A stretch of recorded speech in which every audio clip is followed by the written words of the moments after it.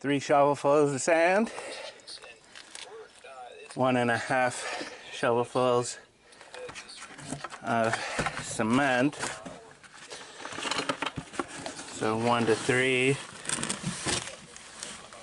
is good, and this is a little stronger, you know, instead of 1 shovelful to 3 shovels, 1.5 shovelfuls to 3 shovelfuls. This will be about half a gallon of water. So I like the sand on the bottom, the larger stuff on the bottom, the finer stuff on top. Putting the water on 1/2.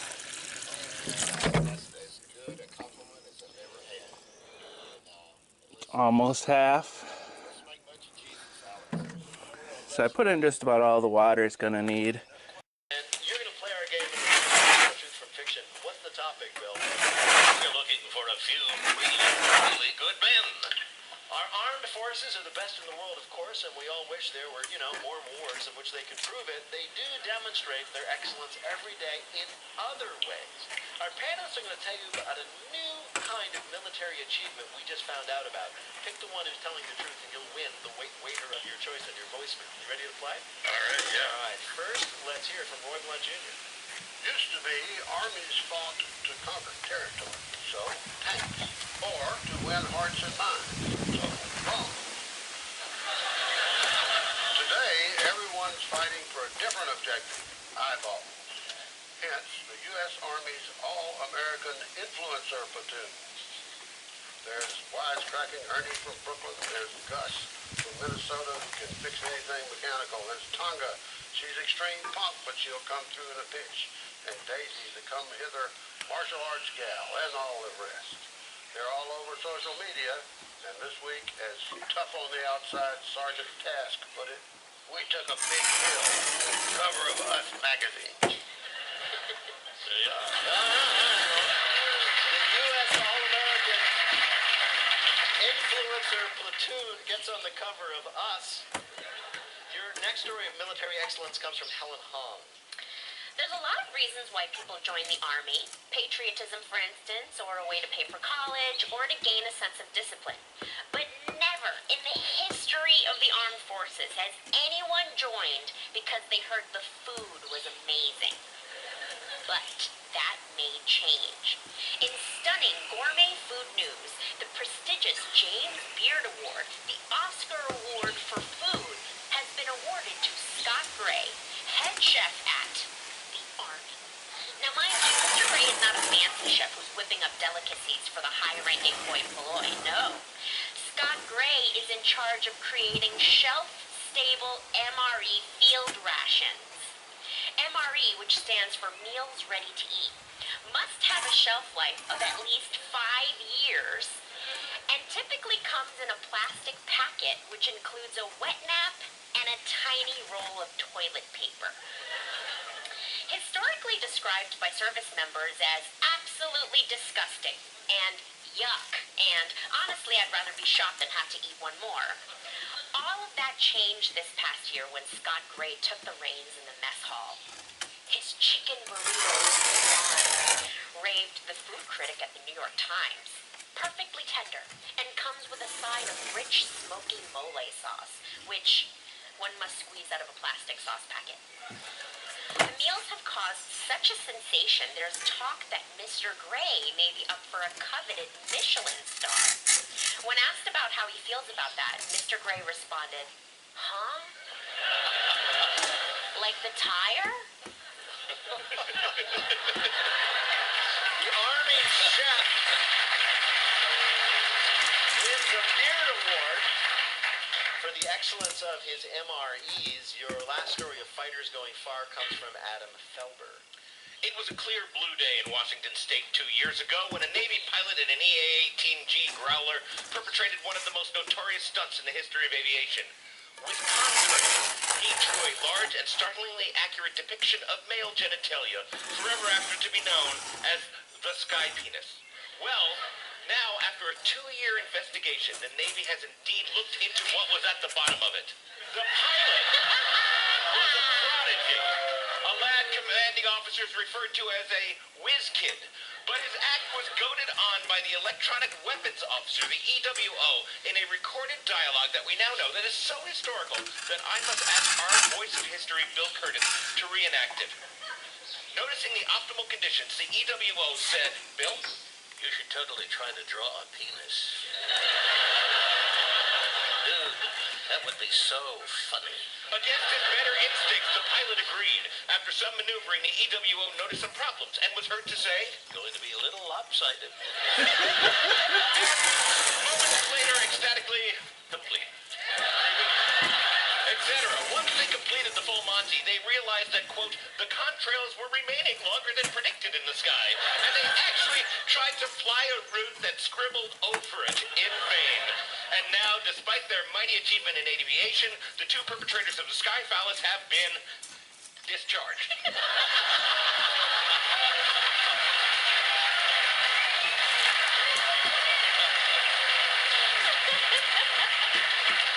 All right, here are your three choices of military excellence from Roy Blunt Jr., the U.S. All-American Influencer Platoon, getting on the cover of Us. From Helen Hong, the guy who comes up with the recipes for MREs, winning her prestigious Beard Award for his cooking. And from Adam Felber, the impressive details of how the Great Sky Tower 2017 was created in the skies over Washington. Which of these is the real story of military excellence? I'm going to go with the Sky Penis. Yeah,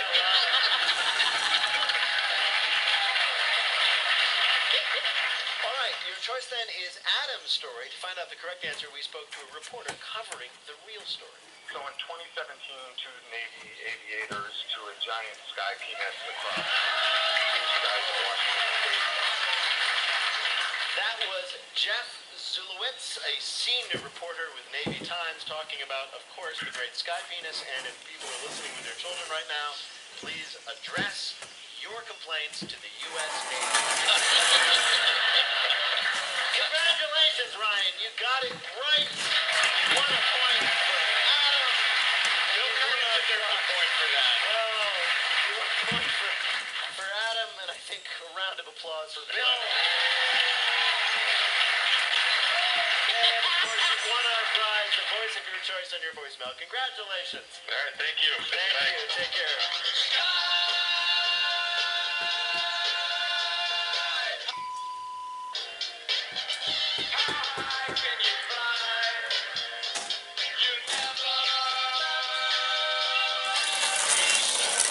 Now the game where interesting people answer questions about things that simply don't interest them. One of the most popular movie franchises the last few years has been the John Wick saga, in which Keanu Reeves plays a sad assassin who is forced to shoot lots of people with kung fu. When he's worn out from that, he stays at a mysterious hotel and is greeted by the elegant concierge named Sharon. That's Lance Reddick, who fans of The Wire will remember as Lieutenant Daniels, or maybe they'll remember him for his roles in Lost, Oz, or Fringe. Lance Reddick, welcome to Wait, Wait, Don't Tell Me. Let's just talk about these movies. So these movies, the first one came out in 2014. Keanu Reeves plays an assassin, okay, but it turns out there's this strange society of other assassins and criminals. And among other things, they have this hotel where they can all stay. And you are the concierge, right? Yes, technically I am the concierge, yes. Yes. And when they came to you with this part, what did they tell you about this hotel and this guy? They didn't tell me anything. They said, here's a script, read it. I mean, to be fair, once I read it, I was just really intrigued by the role, partly because I never get to play stuff like this. I tend to play intimidating authority figures that talk a lot. Yes. I have to say, you have, again, being a fan mainly of The Wire, a pretty intimidating presence when you want to. Do you use that in real life, like when your kids are misbehaving? Yeah, that never worked. No. Yeah. Not ever. That's a shame. Yeah. I thought so. Yeah. So let's talk about John Wick. So you play this guy. I noticed in the first two movies, first of all, how come your character, always has to end up looking after John Wick's dog? That doesn't seem right to me. That's obvious. It's because I'm black. Ah! You went right there, man. I didn't want to do that. Well, now it's bad. So I wet down the cinder block so it gets a better bond. Got it set to mist.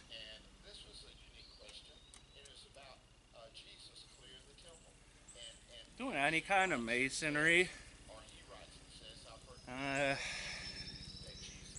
block, brick, tile, you know, it all, masonry is ceramics. They suck up moisture like crazy until they get a good saturation. And if you were just to put mortar right on the dry block, the very surface of the mortar that's touching the cinder block would have all of its moisture sucked out of it, and it wouldn't bond. It would create just a sheet, you know, and it would come off real easy. But if you wet it, then the mortar can get a better bond.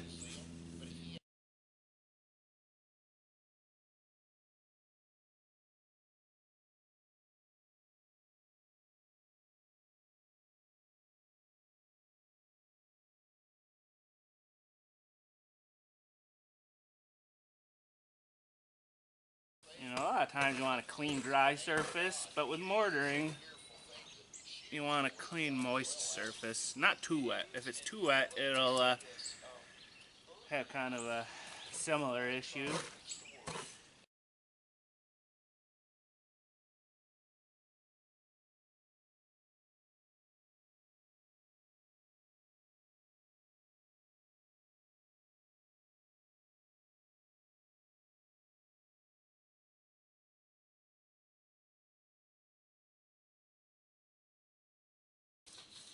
So you'll see with things, they're not right measurements. They're always a little off. You know, like the cinder block is, you know, kind of what you would say is like 8 by 8 by 16, but it's like 3/8 of an inch off. And you'll see with like tile, it'll be like 11 and, you know, I don't know, 13/16 or something, you know, or whatever, you know, and that's kind of building in a gap for mortar. So I went with 3/8 mortar gap.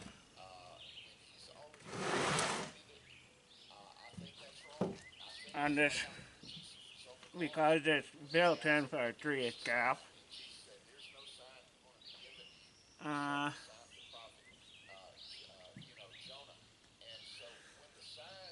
So might as well go with that, you know. So the block plus a 3/8 gap is 16 inches.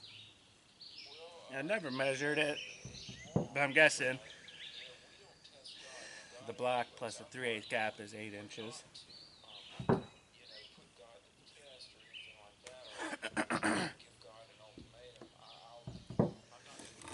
Or like a tile with a 3/16 spacer is 12 inches. Something like that, you know. So just setting it in there kind of squished it out, kind of keep it cleaner. I've been just scraping it with this is a pointed trowel.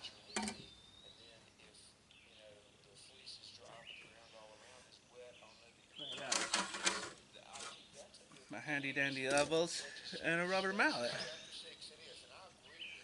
and a cigarette. You gotta have a cigarette to do this job. It's required. Most mason people probably smoke. Structured people in general.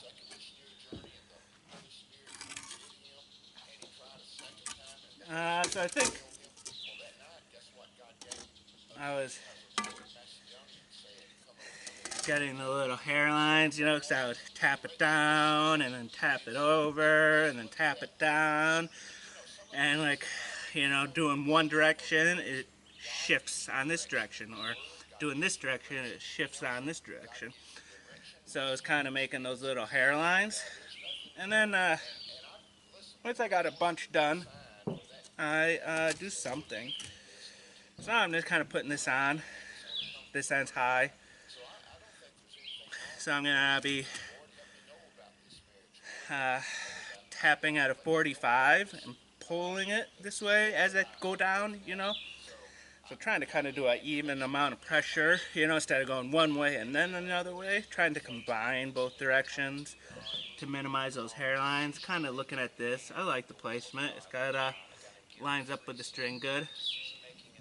So I'm just gonna, and now it's pretty level. Still hair. That looks good. Give it like a little run around, rub it. In case if there's a pebble under there, I'll feel it. And then kind of look at it. It's about a 1/4 inch high. About 3/16 high. So I'm just gonna go down.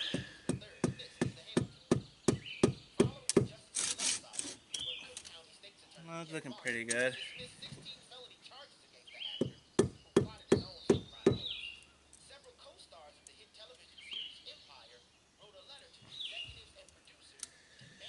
Give it a, it's a little high here. Giving it some 45s right at the end.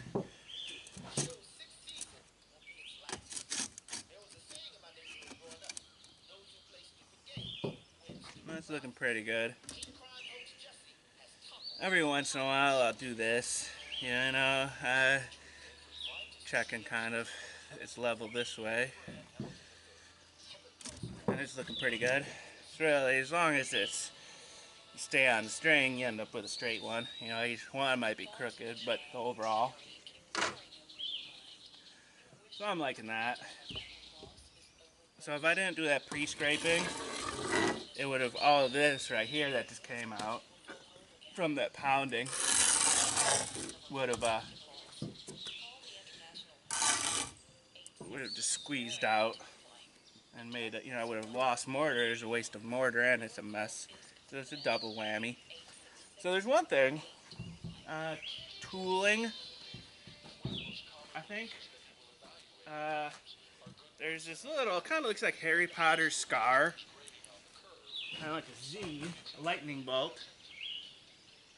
I think it's called tooling. Where you tool the joint, you know, so that's like a joint right there. Joint.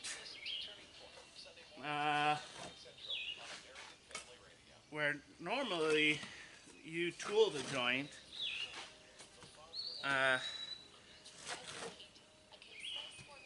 after, you know, you get a bunch laid, you go back and you tool the joint.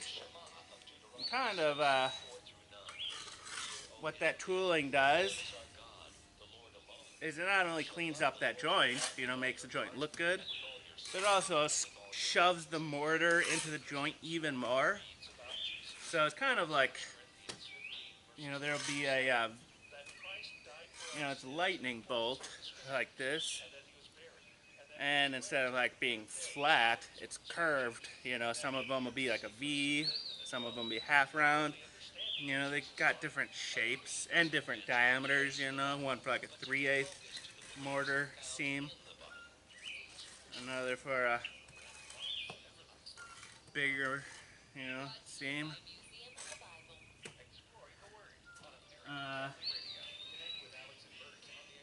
And they'll use that on their seams.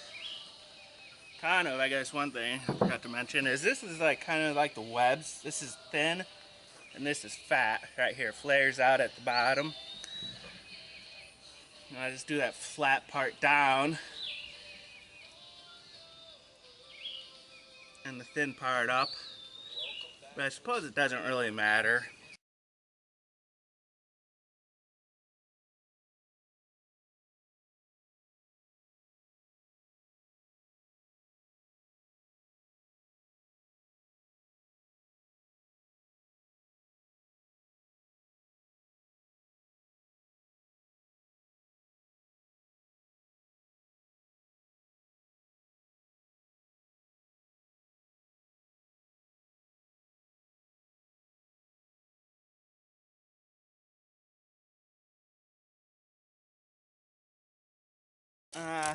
tooling the joint shoves it in there, shoves the mortar into the joint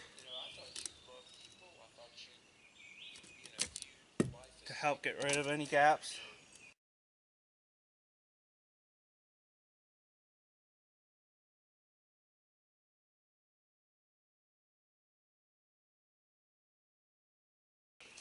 So that is a lot better way of doing it than what I've been doing. So I've been brushing my joints, you know. Brush comes in handy. I've just been kind of giving it a little spritz. If it's dry. And then, let's give this a spritz too. Going over it instead of tooling the joint. And this is another part of the problem of why I got those little hairline cracks. With that tooling it would shove it in there and get rid of that hairline crack. And this, I work it with the brush to get rid of the crack. But this kind of, I give it the, ooh, it's raining. Yeah, it's supposed to be 90 and sunny today. It's 90, well, down here it was 100 degrees. And then the clouds came in. And it was, it dropped 6 degrees. It's a lot better. Feels a lot better now. Yeah, I'll probably end up doing a lot of the cinder block and construction in the nude, you know, kind of off camera. And then, you know, in flip-flops and in the nude. And then just have this set on shower and cool myself off. That makes it a lot nicer. And it's the good thing about doing construction in the woods. You know, it's complete privacy. You can do whatever you want, you know. There's no OSHA out here, you know. But I'm not in the nude. I'm wearing a safety helmet and glasses and hearing protection. Don't worry.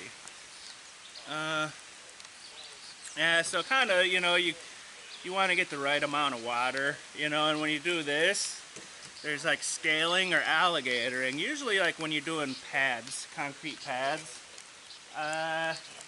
if you trowel the concrete too much, trying to smooth it, you work up too much of the fines and then the waters to the surface. So the concrete will compress and squeeze out excess water. You see the water, you know, you pour it, you know, and then 20 minutes later you got a little film of water on the top or something. And I got some gaps in the joints back here, so I was just giving it some orders.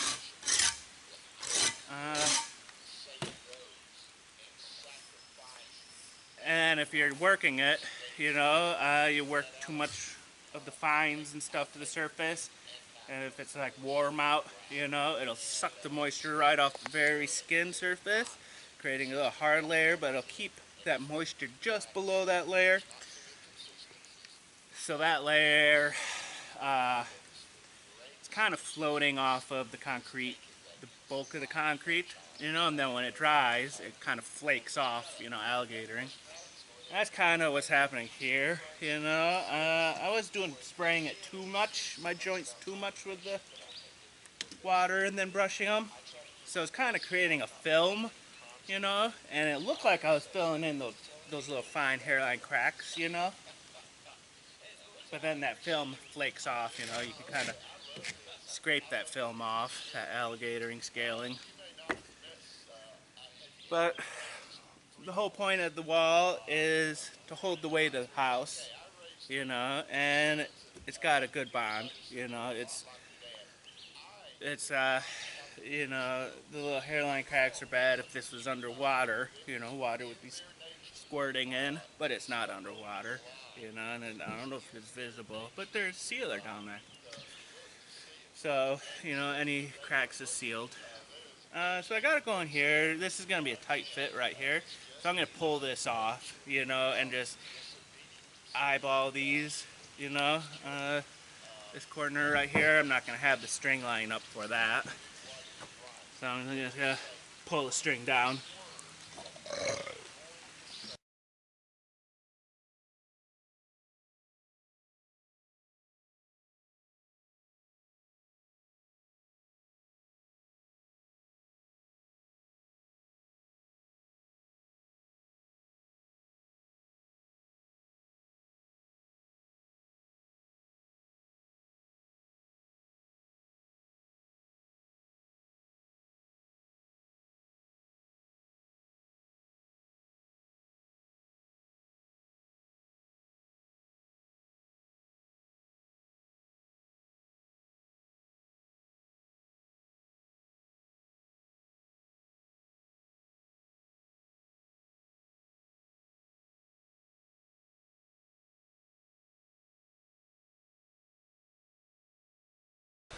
So you kind of tell this is where the block will end, roughly in this area. That's where that central web is. Yeah, so I guess I really should start tooling my joints, or jointing, or whatever it's called, with that Harry Potter tool. But it's like, it's not gonna affect,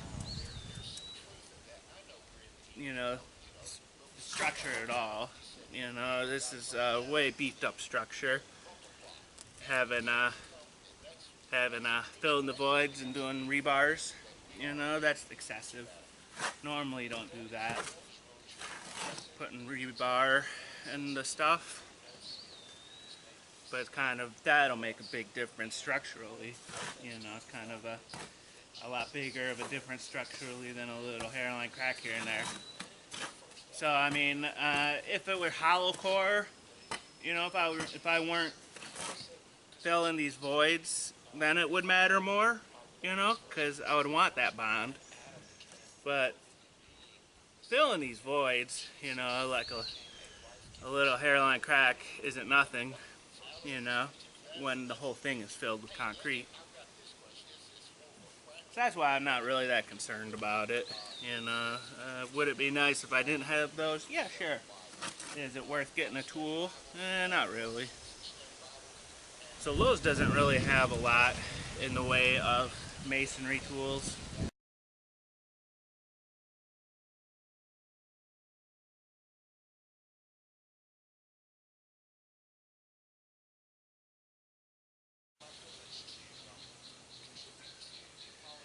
So now I'm just kind of eyeballing it because I don't got the string, but it's you know, you got your gravity, you know, like here's the thing, gravity, you know, the center of gravity, and if it's off a little, you still got center of gravity over 95%, you know.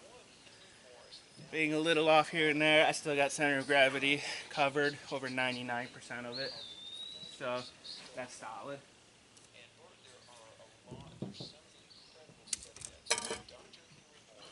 Give it a, so kind of from that previous thing, I know it's going to take about a 1/4 inch gap. You know, right now this is going to be tight. So I'm going to go ahead and shift this over some more. Get an idea, you know, do I do my 45 here or my 45 here? And this is actually looking pretty level. So I'm just going to do it in the center.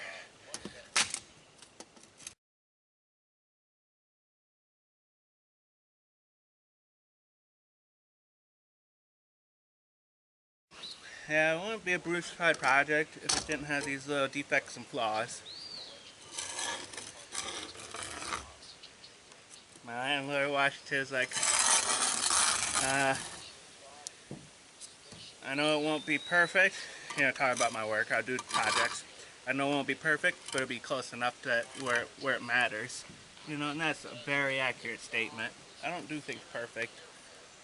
It's kind of dwelling on these little details. It just, you know, makes it, I think, frustrating. You know, I like to kind of keep things moving. So with this one, I'm just going to give it 2 little dabs of mortar and then shove it.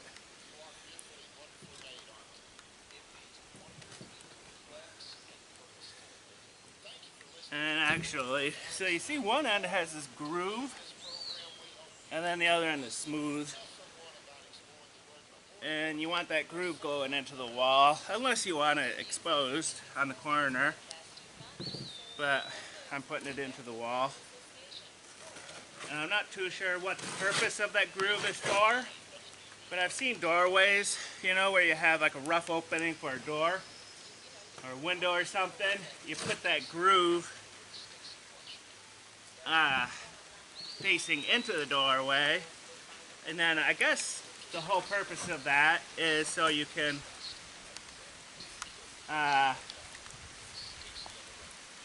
put some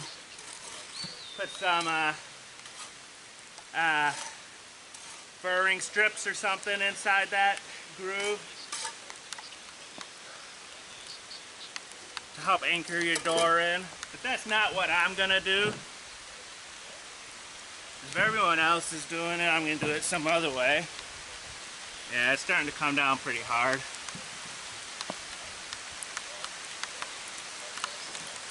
Well, I'm gonna wrap up this corner off camera. Got the squirrels mating and the termites. Do these little trains. Usually just 2 of them. Kind of odd seeing 3. Yeah, so every spring they fly out, start all their new colonies.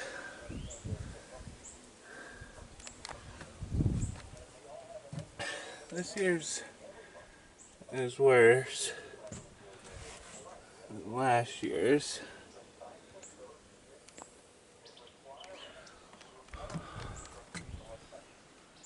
They've been at it for about an hour now. This is, I don't know, maybe May 17th or something. Middle of May, kind of barely the end half of it. And it's got a breeze, you know, the breeze will blow them out of those little grooves. Yeah, they fly and then land and tear off their wings. And then run around. I mean, look at all those guys. Just looks like they got cooked on the roofing and then fell down, got blown down here. Springtime.